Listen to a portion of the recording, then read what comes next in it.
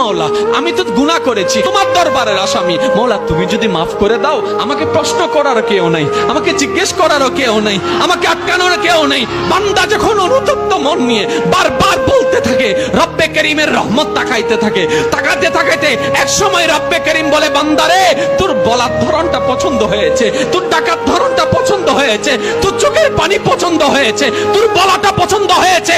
এবার মওলা বলে, আমি তোর সারা জীবনের কত গুনাহ করছিস? বান্দা বলে, মওলা 40,000 পার হয়ে গিয়েছে। কেউ বলে যে মওলা পাহাড় পরিমাণ হয়েছে, কেউ বলে যে মওলা আসমান পরিমাণ হয়েছে। এবার মওলা বলে যে আমি মাফ করে দিলাম, আমি মাফ করে দিলাম, আমি মাফ করে দিলাম, আমি মাফ করে দিলাম, আমি মাফ করে দিলাম, আমার বান্দাকে আমি মাফ করে দিলাম। ফেরেশতা বলে, মওলা এত বড় গুনাহগার, এত বড় আসামি, হাজার গুনাহগার, হাজারটা গুনাহ তওবা করেছে একবার, মাফ চেয়েছে একবার, তুমি মাফ করে দিলা, তুমি মাফ করে দিলা। রব্বে করিম বলে, মাফ করবো না তো কি করব?